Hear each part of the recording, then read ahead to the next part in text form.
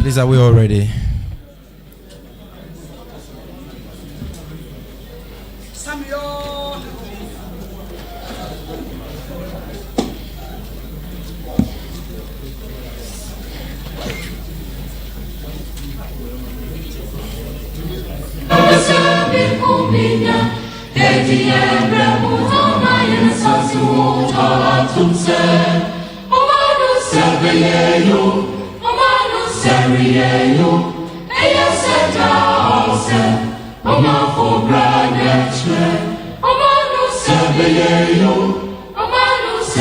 Please, are we all ready and set?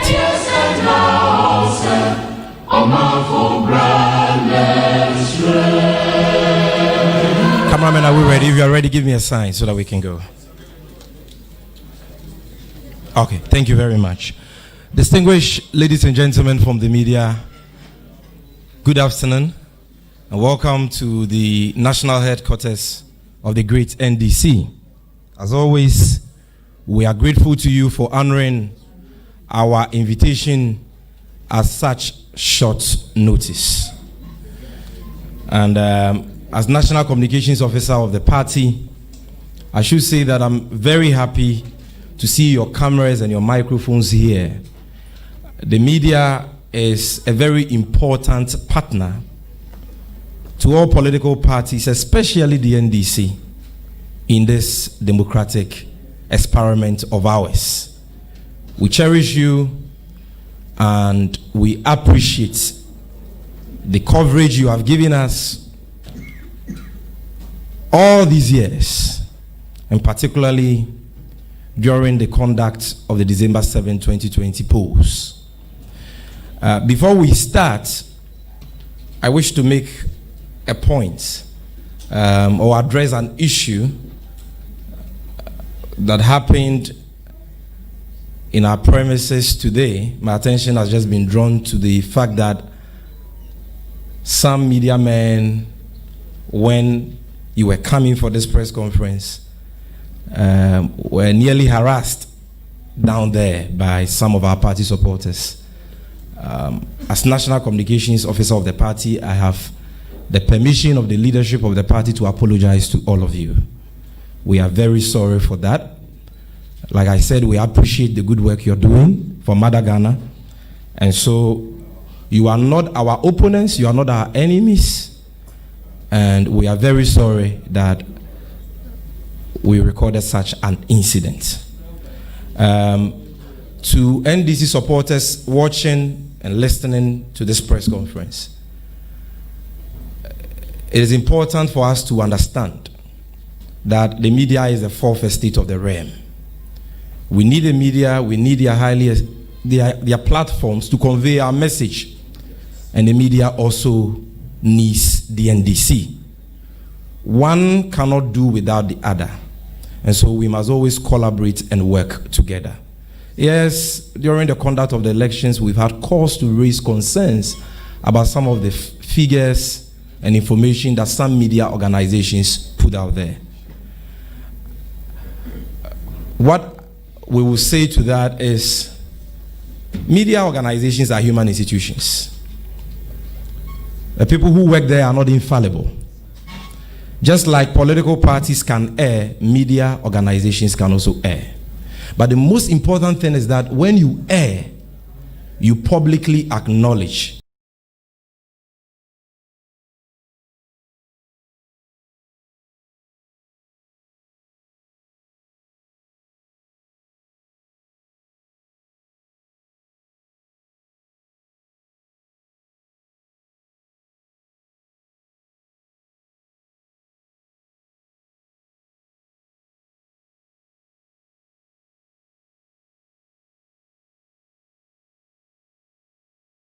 ill motives, and it engenders trust among ourselves.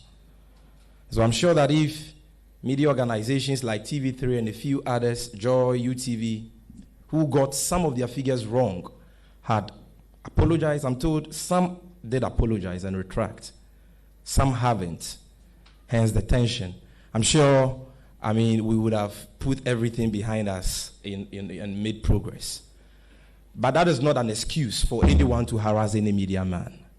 And so, comrades watching, comrades listening, whether you are a social media activist of the party, or you are a full soldier, or you are an NDC member or official, understand, in actual fact, the cameramen and the reporters gathered here are not those who were in control of the reportage on their various networks between the 7th and the 9th. So if you attack them, what are you achieving? So let us understand that they are human institutions, they can get their facts and figures wrong. Ethically and professionally, we expect that when they get their facts wrong, they admit, apologize so that we make progress to erase any suspicions of ill motives. But even if they don't do that, let us still respect the cordial relationship we've built all these years accord them all the needed respect so that we can continue to work together.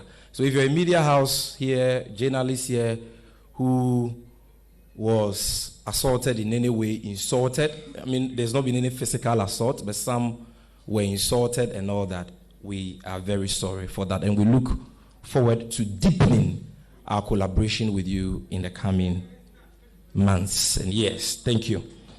Now, ladies and gentlemen, this crucial press conference is intended to update you, our friends in the media, and the nation as a whole about issues pertaining to the results of the 2020 presidential and parliamentary elections declared by the G. Mensah-led Electoral Commission. On December 7, 2020, we went for the presidential and parliamentary elections. As a key stakeholder, the NDC had hoped that the process would be free, fair, and peaceful. Unfortunately, that was not the case.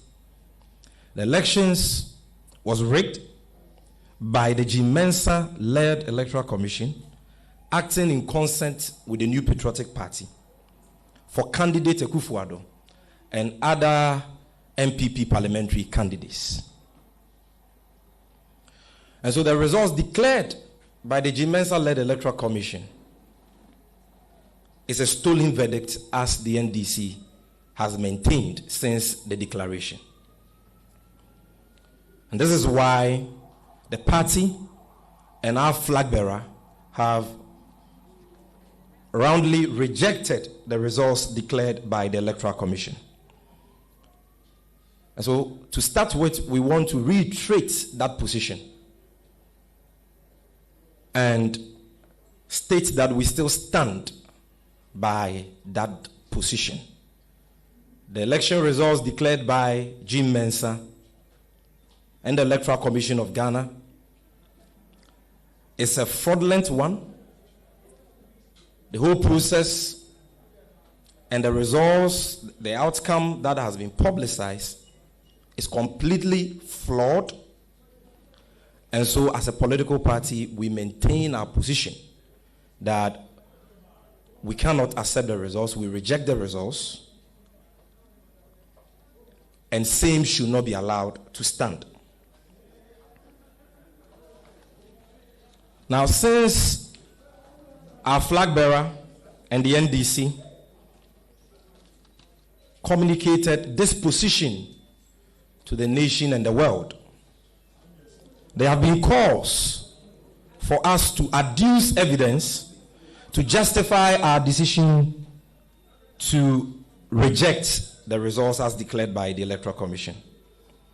Some have suggested that John Mahama and the NDC are bad losers, that our opposition to the declared results is nothing but sour grapes.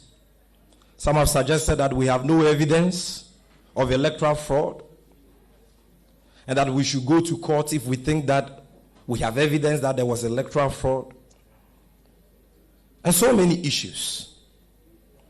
And so we have invited you here, ladies and gentlemen, to share with you just a few of the incontrovertible pieces of evidence we have gathered that shows that the results declared by G. Mensah, and here I'm talking about the presidential results, is fraudulent, and that was not the outcome of the December 7, 2020 polls. What we are going to share with you is just a tip of the iceberg. We are sharing this with you because this issue is a matter of grave public interest. We are not going to try any issue in a court of public opinion, no. But Ghanaians who voted for change deserve to know that the true verdict they voted for has been stolen. We cannot continue to keep Ghanaians, the media, in the dark for the MPP and their surrogates to go around deceiving people that the election was free, fair, and peaceful. There was no rigging and all that. And so, just like our flag bearer and the leadership of the party have already indicated, we are conducting an audit into the declared results, auditing all pink sheets. So far, we've gathered several, pieces of evidence that shows that the elections, number one, was not free, fair, and peaceful. And that the results declared, I want to repeat, are fraudulent. And I believe that by the time we are done with this presentation, you will be left in no doubt about the truthfulness of this statement I just made. Now, before I even start, it is important to make the point that John Dramani Mahama has and continues to be a consummate Democrat. He's been a Democrat all his life, serving this country in different positions. As deputy minister, as member of parliament, as minister of state, as vice president, as president. He's demonstrated beyond every doubt that he's a peace-loving, patriotic Ghanaian. He won elections in 2012. He lost elections as an incumbent president in 2016. He accepted the results and facilitated a peaceful and smooth transition. So this is not a man who is known for rabble-rousing or rejecting the results of an election. He's a peaceful, peace-loving, I should say, Democrat who has this country at heart.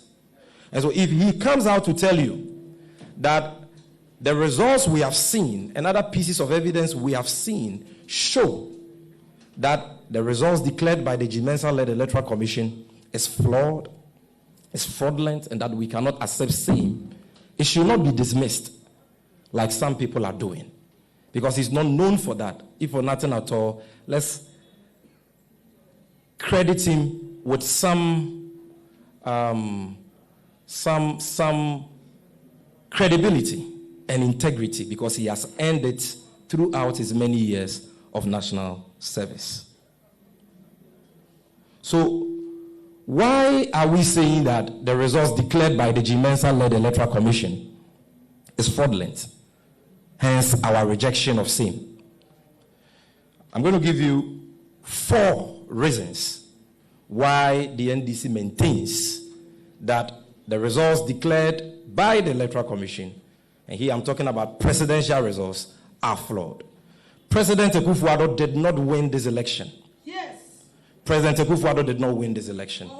The facts are clear. He did not win this election.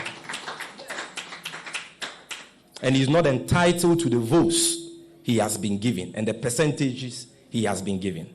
And so I will start with, I'm starting with the presidential. We are giving you 4 reasons. I will speak to 3. I will then invite Dr. Justice Moses Aheto, who is a statistician and a lecturer at University of Ghana, a member of the audit team set up by the flag bearer of the party to conduct this investigation and audit into the results declared by the Electoral Commission. We'll deal with one of the issues. When we are done, we will give you reasons why the parliamentary results have also been rigged and how the Electoral Commission and the NPP are desperately seeking to deny the NDC of the parliamentary majority we won on the 7th of December. So we will deal with the parliamentary issues, and then we will address the issue of security during the election process. So let us set the ball rolling by looking at the presidential results. The first reason why we maintain that the presidential results declared by G. Mensah and the Electoral Commission of Ghana is fraudulent is because of widespread cases of pardon that we have detected in the declared results. Widespread cases of pardon. And this pardon comes in 2 forms. The first form is where President Akufo-Addo's votes are increased. That's what I mean by pardoned. And candidate Mahama's votes are reduced. And then the second form is where President Mahamad's votes are also increased, but President Akufo-Addo's votes are padded with a relatively higher amount of votes. So they give President Mahama, say, 50, and then they give Akufo-Addo, say, 500. So the net effect of that shows pardon in favor of candidate Akufo-Addo in all cases. And so we will show you a table, if we can have the table on the screen. So, ladies and gentlemen, because this is a press conference and not a trial, and because of time constraints, because we can't show you everything we have, we are just going to show you 6 examples. 5 constituencies in Ashanti region and 1 in the northern region, just to demonstrate to you that a pardon is a nationwide phenomenon and not just an Ashanti region phenomenon. Now, in Edreso constituency, we have collated all the results. If you want to see all the pin sheets, there are 206 polling stations in Edreso, including special voting. If you want to see all the pink sheets, you can come to my office after this press conference. I will show the pink sheets to you. Now, we've tabulated all the results from all 206 polling stations. Now, the MPP, according to the Electoral Commission, here we are talking about candidate Akufo-Addo, got 69,999. 69,399. This is what the Electoral Commission declared for candidate Akufo-Addo in the presidential elections in Edreso. 69,399. President Mahama got 14,500. Now, when we collated all the figures from the 206 polling stations in Edreso, President Akufo-Addo did not get 69,399 as the EC declared. Rather, he got 69,297. And President Mahama did not get 14,500, but got 14,617. And so, in Edreso alone, in the presidential elections, President Akufo-Addo's votes have been padded with 102 votes. And President Mahamad's votes have been reduced by 117. So the net effect is padding of votes of 219 in favor of candidate Akufo-Addo. And we have the pink sheets. Nobody can dispute this. And let nobody tell you that, oh, this is insignificant. We are not just talking about 6. We have dozens and hundreds of this. And in an election where the candidate who must be declared a winner is supposed to secure 50% plus 1, even 1 vote matters. So you come to Akwema, also in the Ashanti region. Candidate Akufo-Addo, according to the EC, got 77,487. That is what was declared for him. Candidate Mahama got 14,963. That is what the EC declared for him. But in reality, in Akwema, where in Akwema, you realize that if you total all the polling station results, President Akufo-Addo does not get 77,487 as declared by the EC. He gets 77,152, meaning that his votes have been padded with 335 votes. John Mahama doesn't get 14,963 votes as declared by the EC. John Mahama gets 15,290.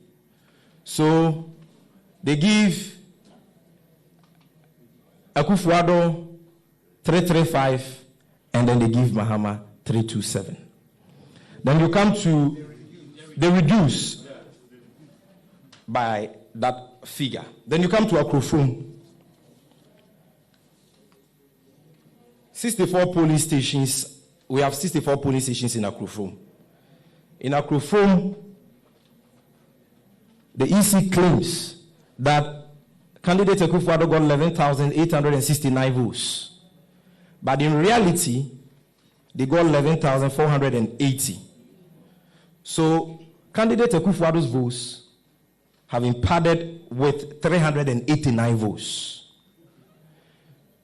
The votes declared for John Mahama was 8,210.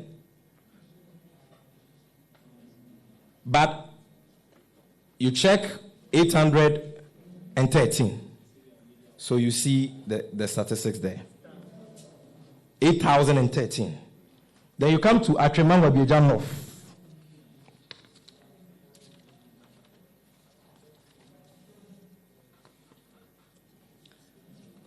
The EC claims that the MPP got, that's candidate Akufo-Addo got 48,817. And candidate Mahama got 13,300. But in reality, candidates, okay, so sorry, I've been swapping the figures. The EC's declaration is the one in the third column, 48,717. But the correlated figure is 48,817. So they have added 100 votes to President Akufo-Addo's numbers. President Mahama's vote, 13,690. But what has been declared for him is 13,300. So they have reduced 390 from his votes. So you add 100 to 390, you get 490. Let me just correct the Akrofrom one, because I think I made the same mistake there too. What the EC has declared for the MPP in Akrofrom is 11,480. That is the third column. But in reality, if you total all the figures on the faces of the pink sheets, you get 11,869. So they have added 389 more votes to their votes. President Mahama, the EC gave 8,013. But in reality, he got 8,210. So they have deducted 197 from President Mahama's votes and given President Akufo-Addo 389 votes. So the sum total of that gives you a padding effect of 586. Atremakwa Angoma, candidate Akufo-Addo, the EC gave him, that one is correct. So I think those who did this sheet is what, there's a bit of a problem there. So Menshianov, 40,000 for candidate Akufo-Addo, 40,425. That is what the Electoral Commission gave him. But in reality, if you add all the figures on the pink sheets, he got 40,147. And so 278 votes have been added to his votes. President Mahama was given 16,116. But in reality, he should have been given 16,160. So they took 44. So this is the trend you are going to see if you check the pink sheets in various constituencies in the Ashanti region. And like I said, there are so many of these examples. We are dealing with over 38,000 polling stations. And so we are still gathering more. We will be updating the nation and the world about our findings. And at the right time, the party will announce to you what we'll be doing with these pieces of evidence that we have gathered so far. Now you come to Gushegu in the northern region. We just added Gushegu to show that this is not an Ashanti phenomenon. It is in the eastern region, it is in the central region, it is in the western region, it is in the northern region, even in NDC strongholds. You see this pattern being done for candidate Akufo-Addo. So Gushegu is a classical example. In Gushegu, this is one of the constituency coalition sheets which was used in declaring the results. And we are going to do photocopies for you because this is a public document. It's a coalition sheet. Now, if you add, they have listed the votes candidate Akufo-Addo got and the votes John Mahama got, we didn't contest the figures. And mind you, we have not audited, we are not talking about overvoting, we just added the figures recorded for candidate Akufo-Addo and John Mahama on the faces of pink sheets. So we have not even done auditing to ascertain whether those pink sheets are even valid or not. Because some might have been vitiated as a result of overvoting or other forms of infractions. So, what we have shown you so far is just the discrepancy between the constituency results declared by the EC and what we got when we aggregated all the results on the faces of pink sheets in those constituencies. Now, in Gushegu, these are the entries made for candidate Akufo-Addo and for John Mahama. When you add the figures, candidate Akufo-Addo's figure doesn't add up. They have added 900 votes to his votes. And they have taken 100 votes from John Mahama's votes. Is there any media man from multimedia or City or TV3 here? Are they here? Joy News is here. Who is a reporter here, please, respectfully? No, I just want to give you the sheets. I want you to authenticate it for purposes of, I want a neutral referee. Because when you take these sheets and you add the figures that have been indicated here for candidate Akufo-Addo, you realize that it should not be giving you a total of 4,766.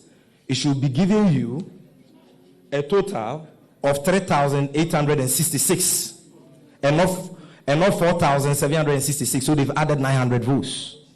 When you add John Mahama's votes, you should not be getting 3,972. You should be getting 4,072. So they have taken 100 votes from his votes. So in Gushegu alone, the net effect of the stealing that went on during the election is 1,000 votes for candidate Akufo-Addo. That is Gushegu alone. And if I get any of these media men here, I will give you these sheets. This is just a photocopy. You can go and do the calculation. You understand? So that we can we need people to fact check what we are saying. We need people to fact check what we are saying and confirm to the public that what we are saying is factual. Votes have been padded.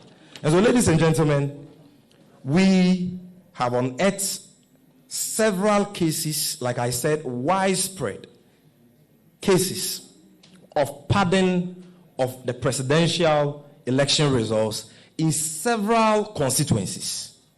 And if you put the figures together, that alone, this infraction alone, is enough to push the presidential election into a second round. That is just padding. So we have all the pink sheets. We have all the pink sheets. Let me repeat that. And at the right time, we are going to make our findings public. I'm a lawyer, so I know that I don't have to show you everything I have. So we'll pause this first leg of our issues here, and then we'll look at the second one. Second issue is overvoting. But, there are simple cases of overvoting where ballot papers in the ballot box exceed ballots issued.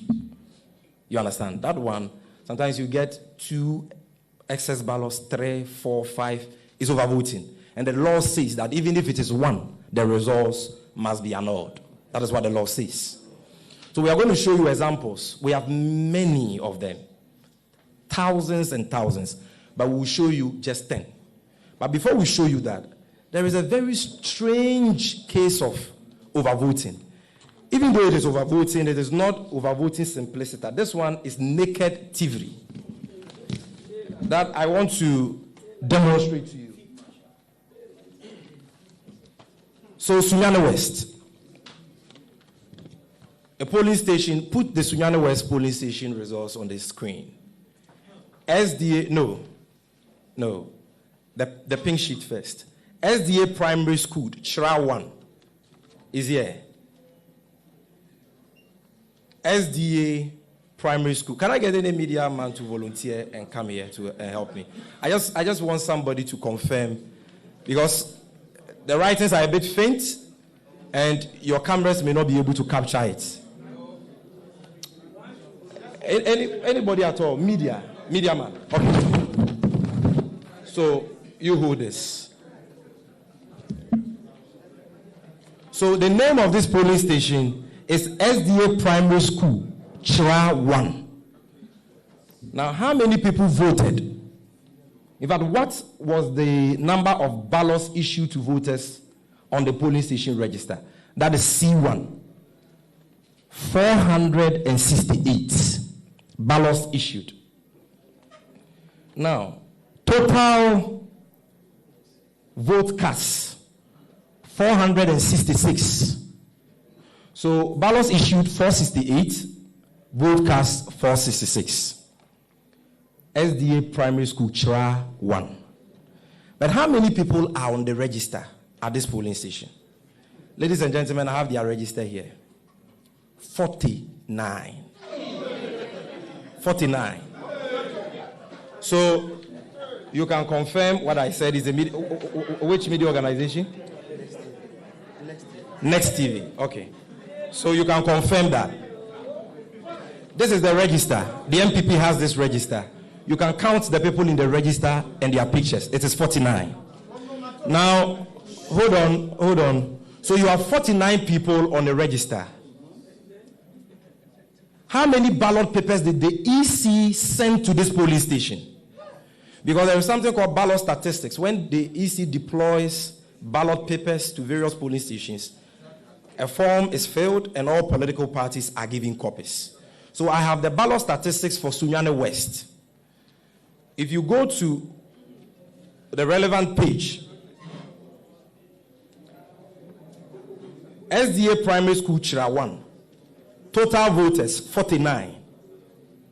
So not only is the 49 figure confirmed here, it is confirmed here. Now, how many ballots were sent there? When they are sending the ballots, they add 5% more. So they had 49, 5% gives you 51. But because the ballot booklets are in hundreds, 50, 25, and 10, they were giving one booklet, 50 ballot booklets. And then they were giving one of the 10. So total number of ballot papers the EC gave them is 60. Yet 468 people had ballot papers and voted. So you have 49 people on the register. 49. The ballot papers the EC gave them, 60. How many people voted? 468. And Akufo-Addo won here. You can confirm the ballot statistics too. When you are done, you can take your seat. I just want you to confirm this. Now, ladies and gentlemen, I will explain to you what accounts for this and the several other cases of overvoting we have detected. But let's see. Unfortunately, the writings on some of the pink sheets are very faint. And so I wonder whether you'll be able to see it on the screen. But you put it on the screen and let's see whether it will be legible. I said I'll show you 10 clear cases of overvoting. Now, the ballots. This is new Edubiase. Let me start with this. The ballots issued is 390. 390. But ballots in the box is 393. So clear overvoting of 3. You come to New Edubiase, the name is Methodist Primary School, NE. Then this is MAJHS, Asuyebu Akwadaso. Ballots issued, 353. Total vote cast, 357. So clear overvoting. You come to Pentecost Church, Denche Mbuaso, Denche Muaso. Okay, this is M. Denture Mosso. Thank you. Ballots issued 356. Ballots in the box 359.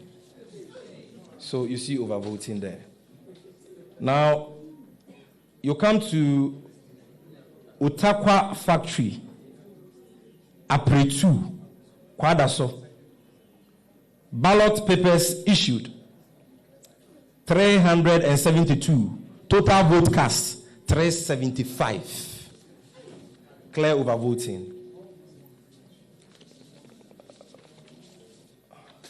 Formina RC Primary School, Kwapia. Ballots issued 491. The vote cast 493. So you see, I can go on and on and on. These are clear acts of overvoting where the total number of ballots in the ballot box exceed the total number of ballots issued. So the question is, where did the excess ballots come from? And that is what I'm going to explain to you. You see, like I can say, nokre asa. But for the fact that truth has become a scarce commodity in our country today, nobody should have any qualms with the NDC or President Mahama rejecting the outcome or the results declared by G. Mensa. In fact, all objective minds should have joined us in rejecting the results of the 2020 presidential and parliamentary elections. Because right from the outset, it was clear that the MPP had been given an illegal advantage to cheat by the Electoral Commission. They had been given official ballot papers, which are security materials, stamped with the EC's validation stamp. We got wind of that. We held press conferences, blew the matter up. In some cases, they were cut pants down. Some of the SS ballots were bent. But in many cases, they didn't bend the SS ballots. So on election day, we caught a lot of MPP people at different parts of the country with already thumb-printed ballot papers. And in all cases, the already thumb-printed ballot papers had been thumb-printed for candidate Akufo-Addo. I have not seen any of those ballot papers where it had been thumb-printed for John Mahama. And I have not seen any NDC supporter or member who has been arrested for having in his possession already thumb-printed ballot papers. So it is clear that the MPP had these ballot papers. And on top of that, they had the EC validation stamp. How did they get the ballot papers? And how did they get the EC validation stamp? And people have been caught on video with bags full of already thumb-printed ballot papers. And yet, people want us to accept that this election was fought on an even playing field and therefore the results are free and fair. Throughout, I am a young man, but throughout my adult life, I have never seen any election in this country where people are being arrested left, right, center with thousands of already thumb-printed ballot papers for one candidate. And nobody is talking about it. So those ballot papers, when we raised the issue, Dr. Srebo and the spokespersons of the EC said, oh, our electoral system is robust. That is why we caught them. So they were not successful in stuffing ballot boxes with the thumb-printed ballot papers. But ladies and gentlemen, the cases of overvoting we have shown you here, like the Sunyane West one, and the other ones we have shown you, where ballot papers in the ballot box, in other words, total vote cast, exceed ballots issued to the polling station, should let any discerning mind know that there was ballot stuffing. Either than that, how can you have 49 people on the register, 60 ballot papers are sent to the polling station, and 468 people vote? When the ballot papers is that magic or what? Then, all the other cases, overvoting of 3, 4, 5, 2, where did they get the extra ballot papers? It was the extra ballot papers the Electoral Commission gave them. They were not taken out as foreign materials because they all had the EC validation stamps.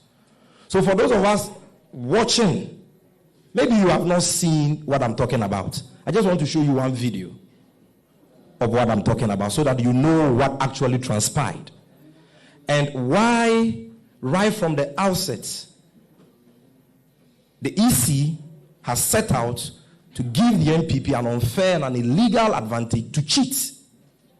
There is nowhere in the world that an incumbent party will be given electoral materials like ballot papers, already tam-printed and stamped with the electoral management body's validation stamp, that the results in that election will be accepted. Nowhere in the world.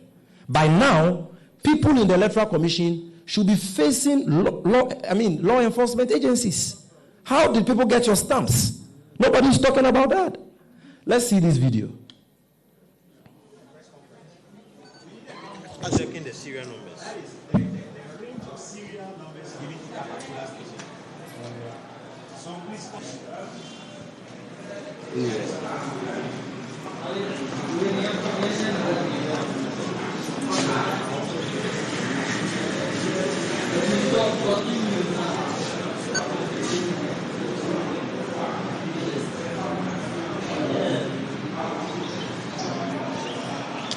Look at the number of ballot papers, all tam-printed for one person.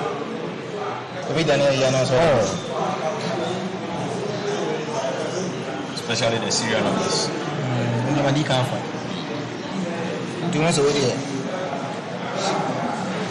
These are the EC validation stamps. It's okay, we don't have time, so let's move on. These videos are already on social media. There is a Sawase one, there is a Jeso one, there is a Accra Circle one, there is a Manson Kwanta one, which they have denied, but that denial is a farcical denial. You can't say that, oh, the serial numbers are wrong. During sorting and counting, who checks the serial numbers of ballot papers? Who? During sorting and counting, what polling party agents are after and EC officials are after are where the thumbprint is for them to do sorting. Who picks the ballot paper and checks serial numbers? The reason why the serial numbers don't tally with what was released to those constituencies is because they printed excess ballot papers. So yes, the serial numbers for the Manso Kwanta one fall outside the range of serial numbers the EC took there. But the fact that they have the validation stamps of the EC shows that they are authentic. And you can't say that people were not successful with ballot stuffing because we have shown you clear cases of overvoting. So let's all be objective. Let's all be patriotic. Let's all be honest and call a spade and not a digging tool.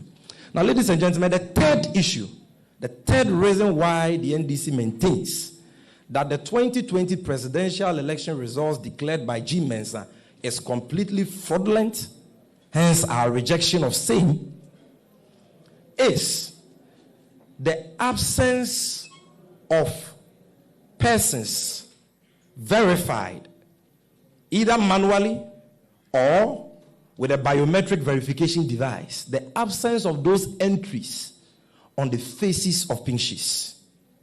This is different from what the NPP took to court in that fraudulent election petition case, which was dismissed. Because with that one, you had on the faces of pink sheets people biometrically verified. And they were claiming that some people were not verified. And that as a matter of compulsion, everybody was supposed to have been verified with a BVD machine. And so even if one person was not verified with a BVD machine, then the entire result should be annulled. That is not the same case we are making here. Ladies and gentlemen, this election we had was governed by law. And one of such laws is CI 127, promulgated by the Electoral Commission itself. Now, Regulation 32 of CI 127, the blue one. Regulation 32, please put that page on the screen. Of CI 127 says, identification and verification of voters. Now, when you read the 4, this is what it says. So, 32:1 says, a polling assistant may, before delivering a ballot paper to a person who is to vote at the election require that person to produce a voter identification card in order to establish that the person is a registered voter whose name and voter identification number and particulars appear in the register. No. Go to the one before this one. Now, you come to 4. The voter shall go through a biometric verification process through the use of the biometric verification device. So look at the operative term there. The voter shall go through a biometric verification. The operative term here is shall. But 5 says, where the biometric verification device fails to verify a registered voter and a red light is shown with a voice message rejected, the polling assistant shall A. Inform the agents of the political parties present at the polling station, complete a verification form as set out in the Form 7 of the schedule in the presence of the candidate or agent of the party, and hand over the completed verification form to the verification officer. Then 6 says the verification officer shall draw a horizontal line across the barcode of the voter in the register to indicate that the voter has been manually verified. Now, this is the most important point. 7. At the end of the voting and before counting of the ballots, the number of persons manually verified shall be entered in the second box in C6 on the statement of poll for the office of the Member of Parliament as set out in Form 8A of the schedule, and statement of poll for the office of President as set out in Form 8B. So, ladies and gentlemen, the law which the EC itself passed is clear that after voting, the presiding officer there is supposed to record on the face of the pink sheets the number of persons verified to vote manually and also the number of persons who were verified with the biometric verification device. That is the law. You indicate if it is manual 10. If it is biometrically verified 200, you indicate it on the face of the pink sheet. So the law went further to say, to actually provide a template of what or how the pink sheet, which we're going to use for the presidential and parliamentary elections, were supposed to look. So if you look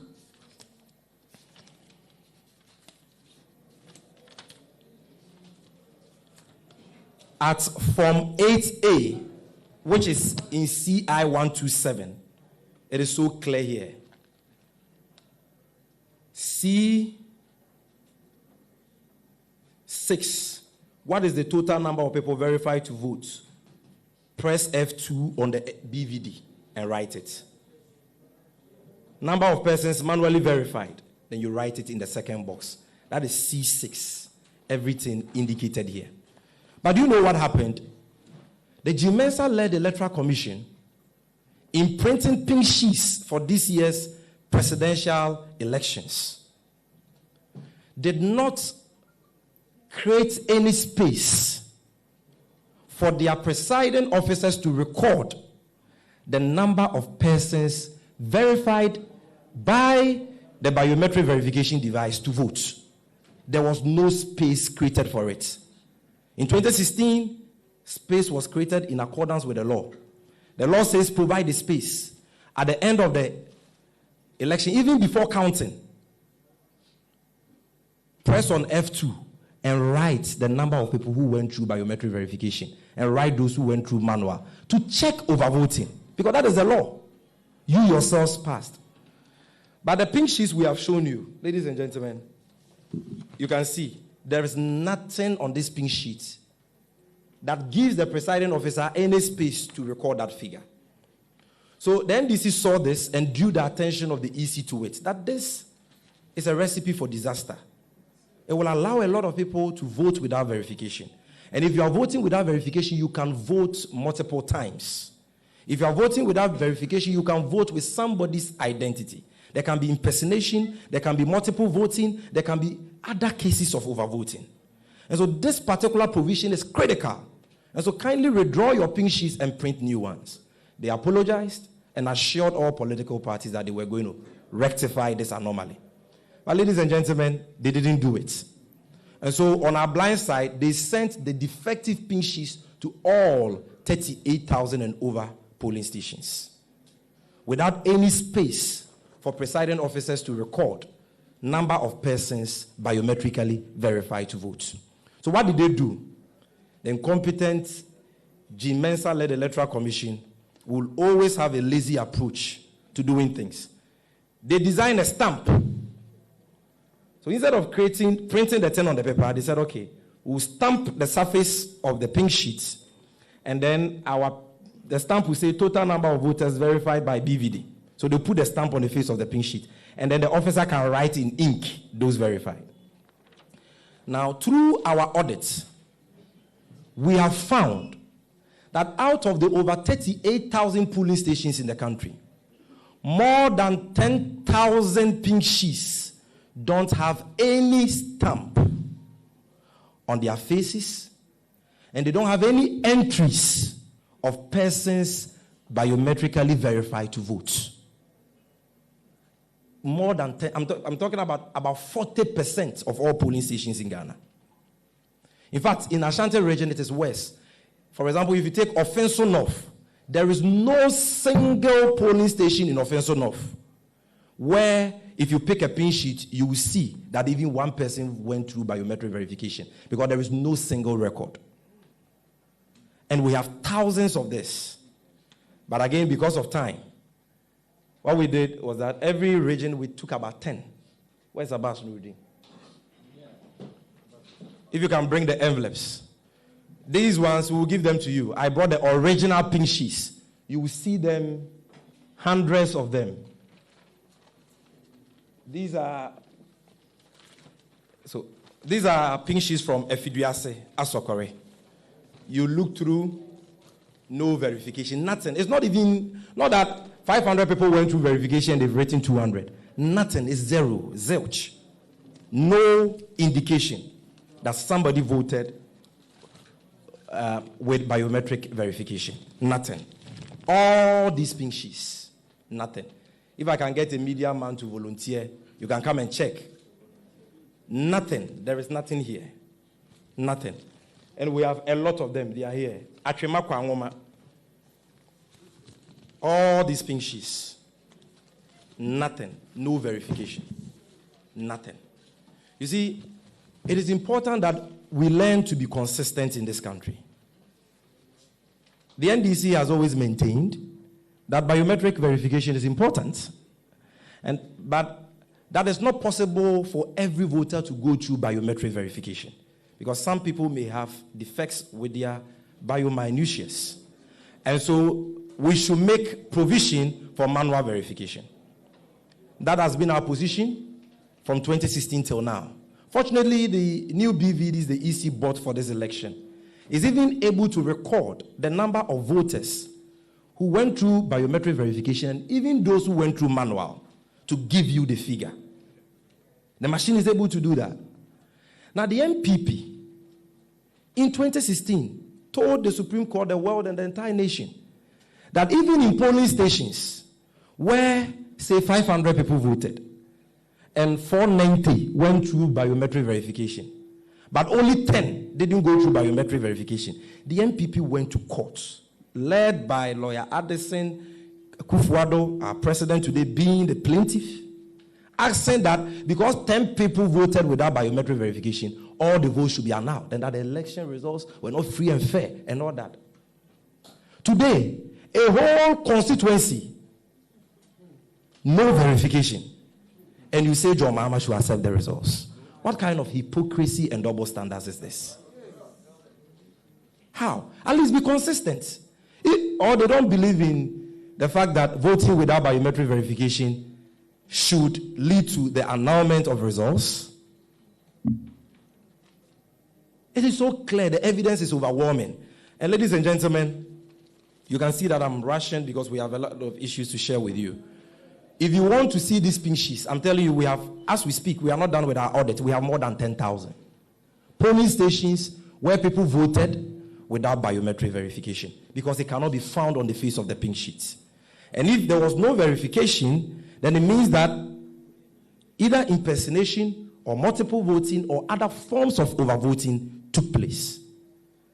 And if you look at how this is very predominant in the Ashanti region, it is very clear that the reasons why in some cases they stamped and wrote it, but in Ashanti region they didn't, is because they were engaging in multiple voting. It was deliberate.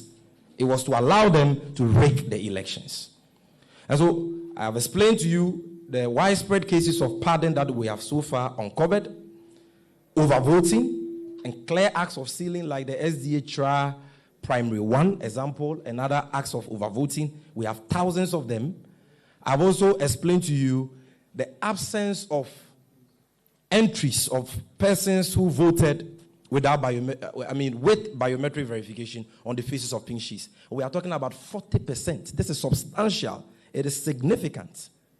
And it undermines the entire elections because it is an illegality. It sins against Regulation 32 of CI 127. So don't be too quick to say that the NDC doesn't have any evidence and we don't have any case rejecting the results.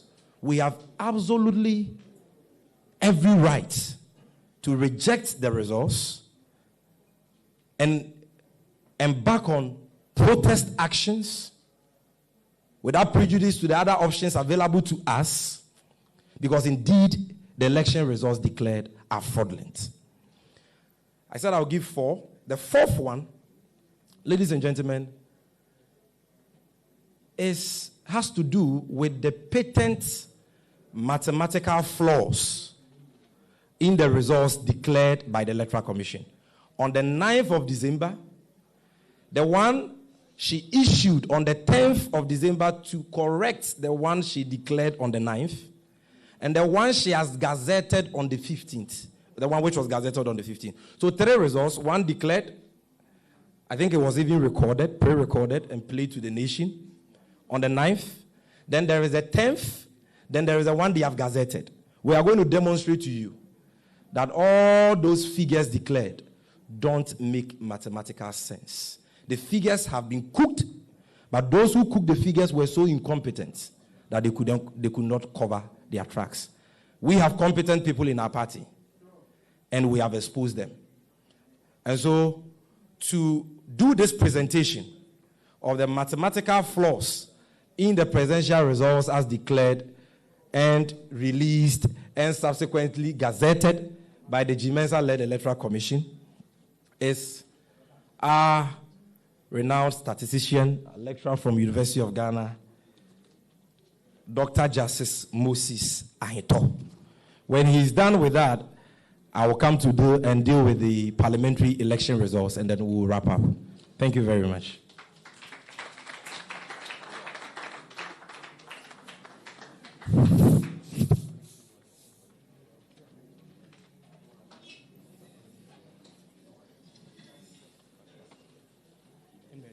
Dr. Ahito, you can start.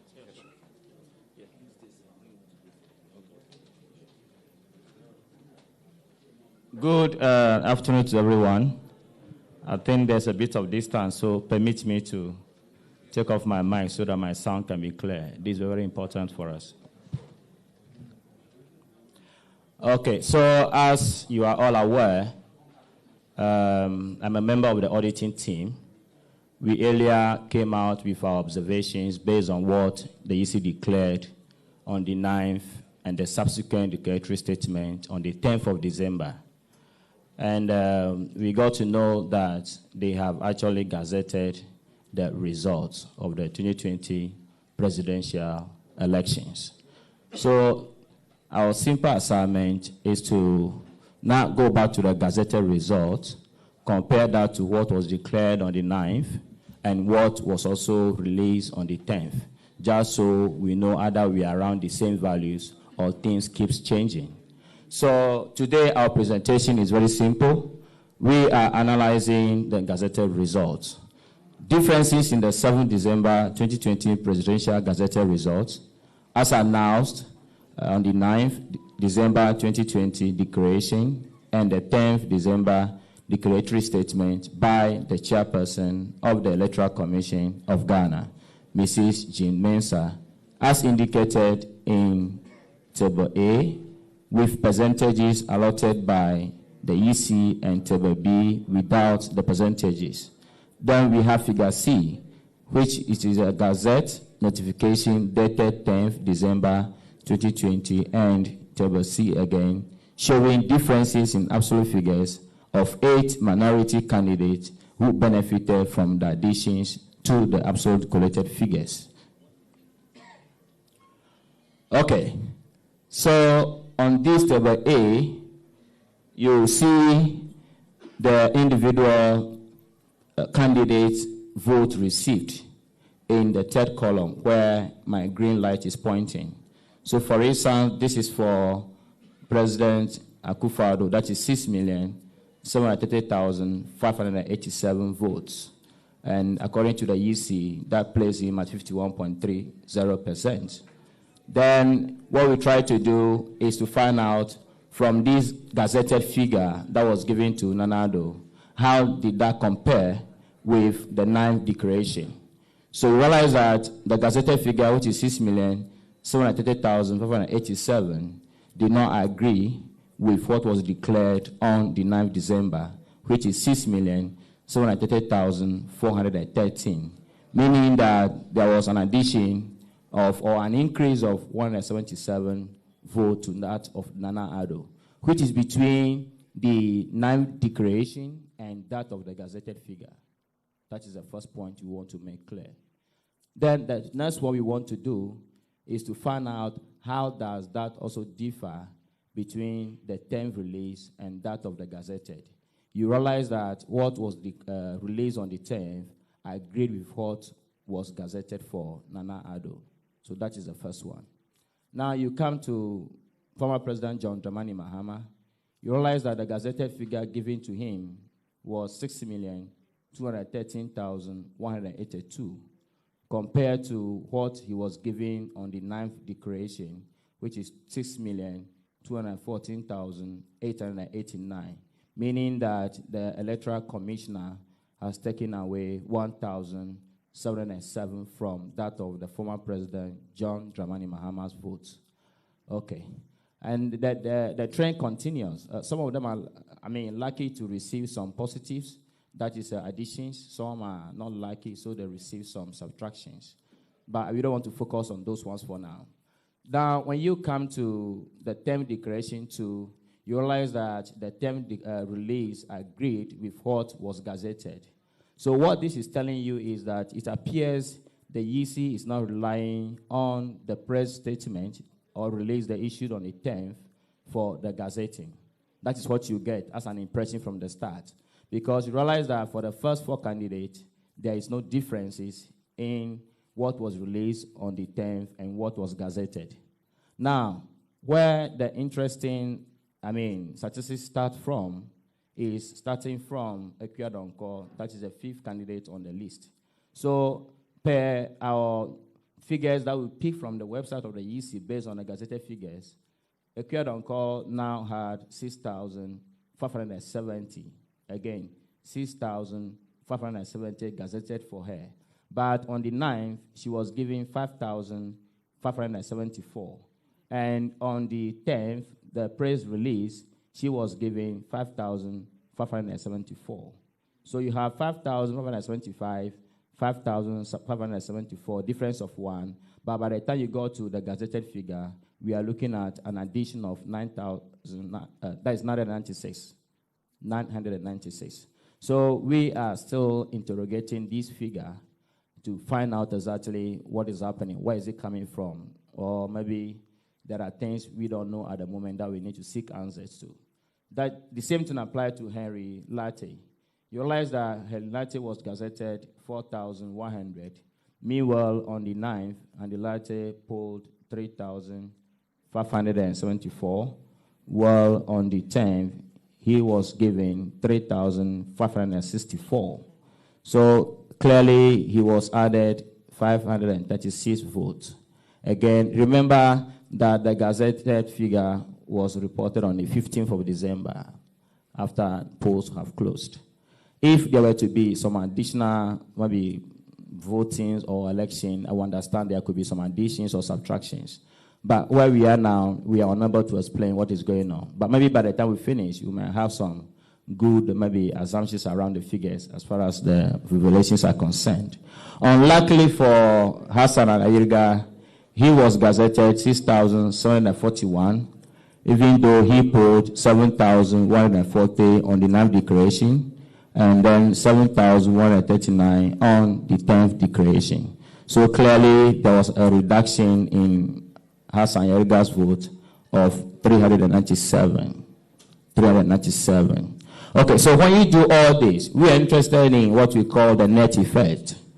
We want to look at the net effect. So if you take the difference between the gazetted and that of the 9th declaration, the net effect is negative 404, which means about 404 votes are missing. It's in negative terms. These values are missing. So we don't know where they have gone. So if you come to the difference between gazetted and the 10th declarative statement, you realize that there was a net effect of, apologies,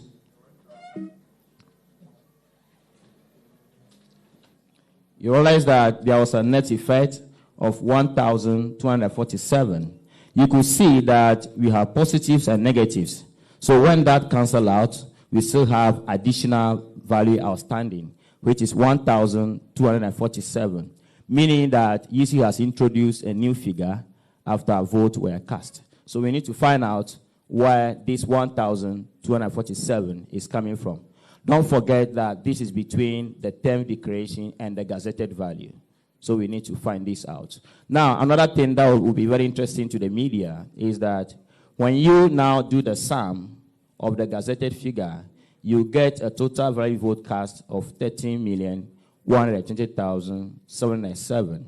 But even when the EC came on the 10th with that press statement to make some corrections, EC made it clear that, in fact, the actual or the correct total vote cast should have been 13,119,460. So I'm not surprised we are having some differences when we look at the net effect. Because what they mentioned did not agree with what we now gazetted. Because definitely we should be expecting some variability in what they are reporting. Now, if you remember on the 9th, we made in our earlier presentation, we made it clear that even if you sum the total value vote for each of the top candidates, you get 30,121,111 as the total value vote cast. But it was that on the 9th where EC mentioned that, in fact, the total value vote cast was 30,334,574, if many of you remember. So right now, as we are speaking right now, we are having about 4 different denominators, which means 4 different total value votes for the same election. What I want you to know is that just take a coin. We have head and tail for a coin. If you throw the coin, are you likely to have both the head and tail showing at the same time? It's not possible, right? But here it's telling us it is possible.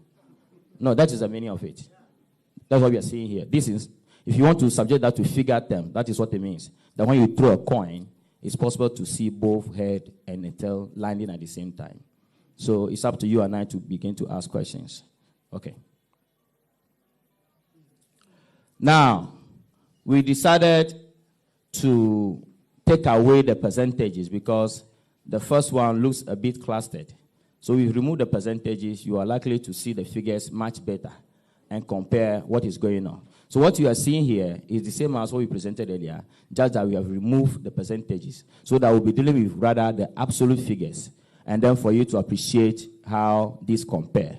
So you can directly compare the gazetted to the 9th, and then find the difference. Then you compare the gazetted to the 10th and find the difference. So you see that for the first 4 people, as presented earlier, there is no addition or subtraction in their votes. So the question is, how come the other 8 candidates were having manipulations on their figures again? Remember, after the 9th declaration, we already had manipulations of figures on the 10th. So by the time we get to the gazetting again, there were other manipulations. So what, from a statistical point of view, what it means is that after our first presentation, where we drew the attention to all the error they have committed, where some of the percentages were not even adding up to what? 100. And where some are even over 100. They try to reconcile those things before gazetting. So in an attempt to do that, they have to redistribute some of the vote they have taken from Mahama and then add it to Mahama for the other minor kind of parties. Remember, once they didn't touch President Mahama and that of Nanado, their percentages will still remain the same because they are making sure that they still have the same total value vote cast. I don't know if you're getting the argument. Once you maintain their position and you don't add anything to them, anything you introduce to the other people will not affect their percentages because you're still going to be using the same total value vote cast. So the only people whose percentages will be changing were those who are going to receive the additions and the subtractions. And because they were all not additions, you don't expect that it will not be up to 100%. Because some of them is subtraction. So they take from you, they give it to somebody else. So by the time you finish, you balance everything, you get it accurately. That is what is happening right now. So I can say that there's a conscious effort to manipulate the figures just to meet the target that they have set for themselves. That's the meaning. It means they have already set a target that they want to hit. So all they need to do now is to play with the figures until they hit that target. And once they get there, they leave it out. These are figures. The only thing is that they were not able to put meaning behind the numbers. Because if they were able to put meaning behind the numbers, they will know for sure they will be exposed. Because the reason being that once you take away from somebody and redistribute to another person, you are changing that other person's what? Percentages and frequencies. And once we see variation, like I've shown to you, what happens between the gazetted, the 9th, and the 10th, I can see if there's a reduction or addition. Is that not it? And that will expose you. And that is what we have just done. So we are not here to present anything from our side, but just to subject the EC's own result to proper analysis and for your information. Okay. So if you look at this, that is the Declaration of President-elect Instrument 2020, based on the CI 135. Even we have a problem with this. Because if you see this place, she said, giving under my hand the 9th day of December 2020. I hope you can all read that, right? Now, come down here. Date of Gazette notification, 10th December 2020. So you have two different dates for this alone. So right now, if I want to use this for something, which date will I code? Or I should code a 2? Maybe. So these are all data issues. You see, I mean, this is a serious business. Remember that you have contestants in this race who don't have the same interest. They have different interests. So you have to be sure as a referee, be sure that you are neutral. So that whatever the outcome, everybody will go home with whatever they get. But when the referee seems to be doing something to favor one side, like I've shown to you, Mahama's vote was reduced. Not him alone. Some other candidate, their vote was reduced. But the bigger effect was on Mahama. Well, Nanado got positive. So you are helping the people to appreciate the fact that whatever anybody is saying about you being in bed with the government is true. This is based on data. I'm not the one saying it. This is the data. Okay. So here we try to just zoom in on the other 8 candidates that were favored in the Gaza in terms of the manipulation of votes. So if you look at the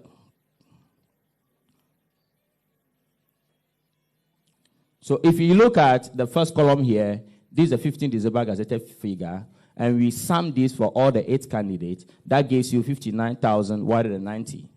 So assuming there were no manipulations, for all the 3 occasions, you should have the same value of 59,190. So another way of telling you that there were changes to certain votes is to just look at the totals here, and you understand. So if I look at the total for the 15 gazetted, I'm getting around for only the 8 who benefited from the manipulation on the gazetted.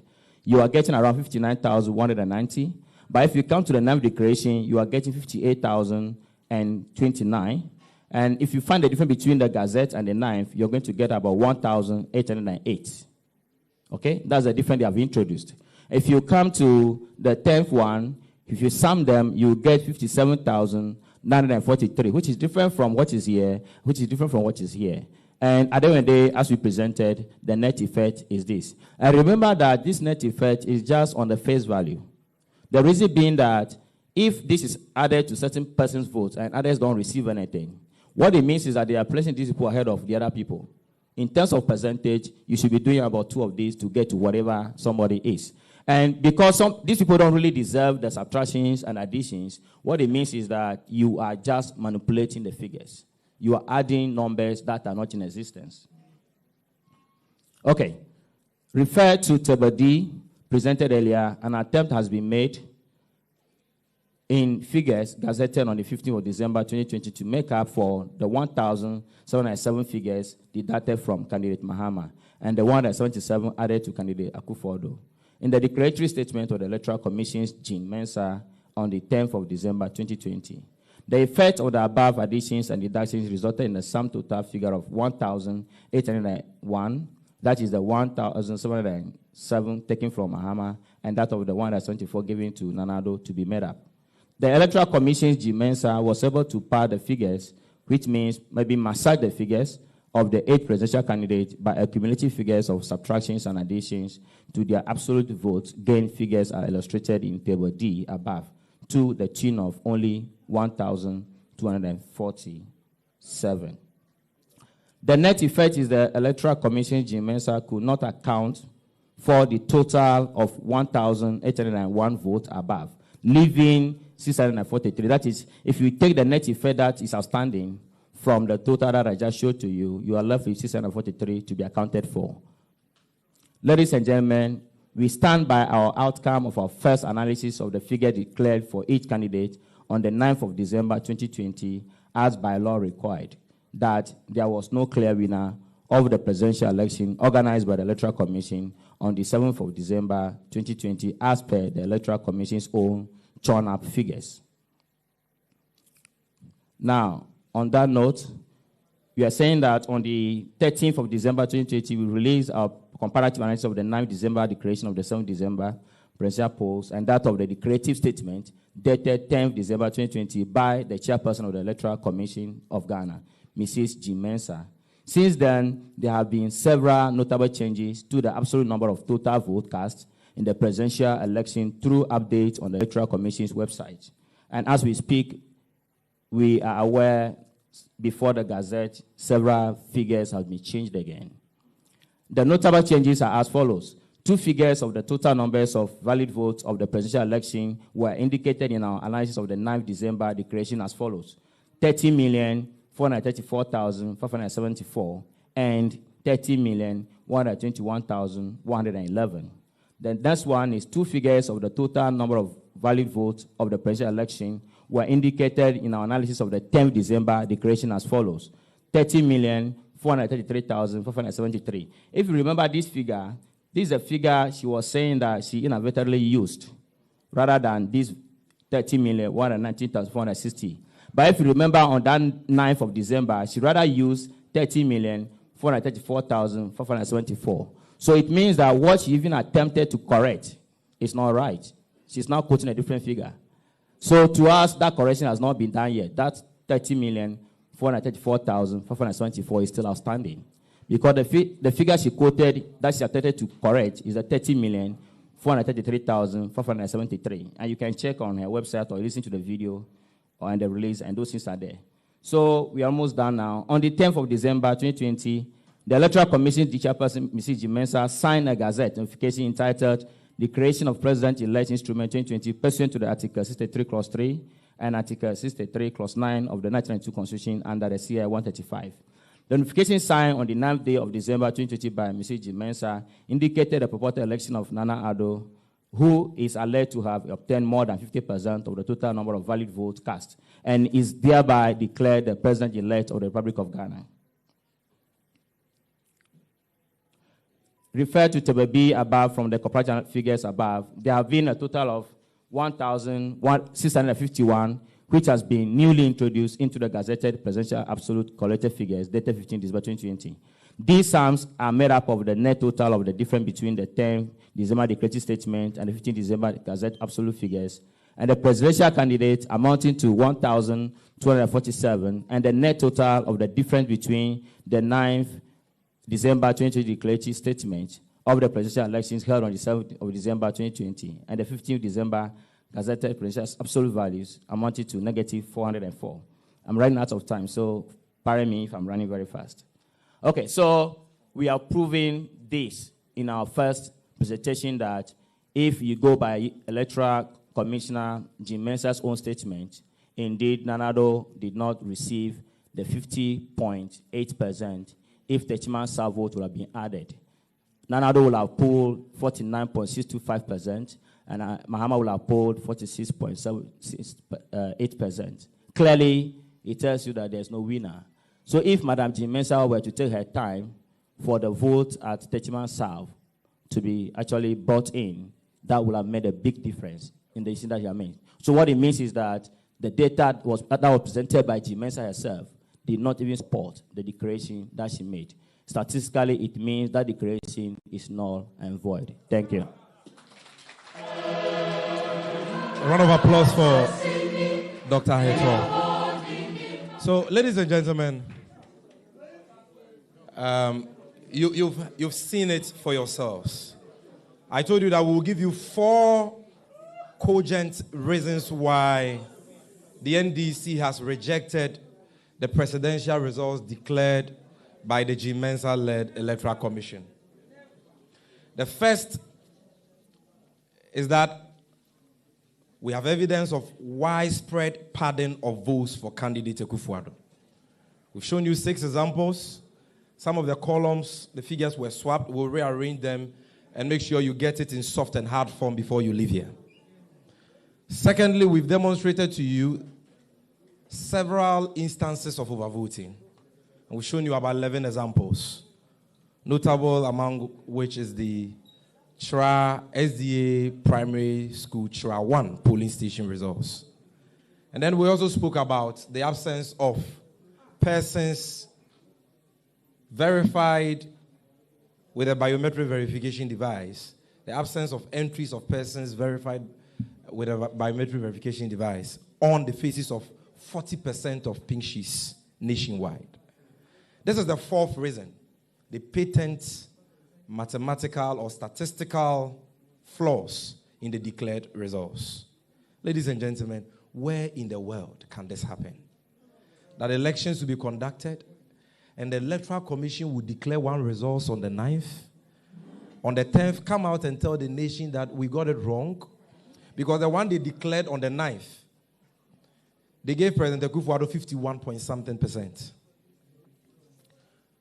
But when you find the percentage of the votes they gave President Akufo-Addo out of the total valid vote cast, you don't get 51-point-something, you get 50.09. And in fact, when you add the percentages they gave all the candidates, you get more than 100%.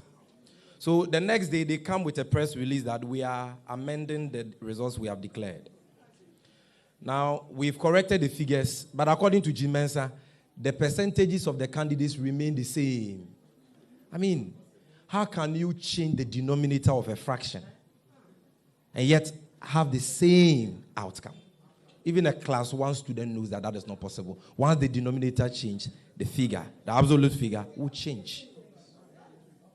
Then even on the 9th, she lied that if we are to wait for the results of Techiman South and we are to assume that candidate Mahama will get all the 128,000 votes, it will not affect the results. And then independent people, this is not just the NDC doing this analysis. We've had Imani, we've had other renowned statisticians who have done their own analysis to show that what she said wasn't true. Then after the 10th press release, we sought to clarify, or if you like, rectify or correct the 9th declaration. She proceeds on the 15th to gazette the results. The dates on the gazette conflict. And the figures gazetted have still been massaged. They don't add up. The other candidates, 6 candidates, as Dr. Heto demonstrated, have been given more than they had on the 10th. Yet, there was no election after the 7th of December. So why is Jim Mensah changing election results like a mother would change the pampers of a 3-year-old baby? Because every minute the results change. And you have objective minds, discerning minds, voices of conscience, looking at this and saying that you can go to court. What has court got to do with this? In 92, we had elections in this country. After Afarijan declared the results, we didn't see any such mathematical flaws. In 96, in 2000, in 2004, in 2008, we've never witnessed this in the history of Ghana. Ladies and gentlemen, take it from us. What you have seen is not a comedy of errors. If it were, we would have told you. These are not mathematical errors. This is God exposing a group of people who set out to rig the 2020 presidential elections. This is the evidence of their rigging. That is why they cannot that is why their figures don't add up. And in any advanced democracy, all of them, Jim Mensah and her deputies would have resigned by now, and an independent forensic audit, commissioned into the results. That is what any, advanced society would have done. And so these are the 4 reasons we have given you about the presidential results. We maintain that the results declared are fraudulent. We are not accepting the results today. We won't accept it tomorrow. Now, some people are saying, oh, go to court. But who has told you that we will go to court or we won't go to court? And who appointed you as an advisor for the NDC? Going to court is an option. But whether or not we will exercise that option lies in our bosom. Allow us to finish our audit, gather our evidence, allow the leadership of the party to meet and take a decision. After the 2012 election, how long did it take the MPP to go to court? They filed their election petition case on the 27th of December. What is today's date? 7th, 17th. At the time they filed their petition on the 27th of December, we had only 26,000 polling stations. Today we have over 38,000 polling stations. It's the 17th, and you have MPP people trying to stampede us, So, does the fact that we have the right to go to court to challenge the results vitiate our freedom of expression? Does it vitiate our freedom to protest and demonstrate against this grave injustice? The same law which gives us the right to go to court to challenge these results gives us the right to speak up. That's freedom of expression. And that is what we are doing here. And nobody can tell us, don't talk. The only right you are entitled to is to go to court. But you cannot even explain your case so that discerning minds can come along with you. Before the MPP went to court in 2012, didn't they converge at Obrasport, engage in several protest actions? And even assaulted people, attacked people? Have we done anything like that? Burning cars and so on. Have we done anything like that? So what moral authority do they have to even be advising us?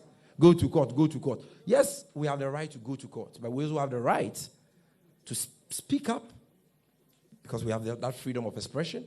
And we also have the right to demonstrate or protest against this grave injustice, this stolen verdict.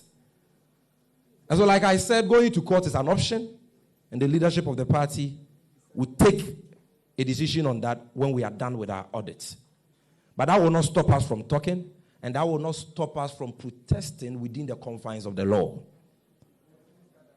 Because that is also a right we are entitled to under the laws of this country. We have not done anything contrary to the laws of this country. And if our security agencies will act professionally, then any protest, any demonstration will be peaceful. But when people are embarking on peaceful protest and you decide to unleash rubber bullets and other weapons on them, then you are the one undermining the peace and stability of this country and not the one who is exercising his or her legitimate right to protest against this grave injustice. Now, ladies and gentlemen, parliamentary election results. During the conduct of the elections on the 8th, on the 9th, on the 10th, we told you emphatically that the National Democratic Congress has won a clear parliamentary majority in these elections.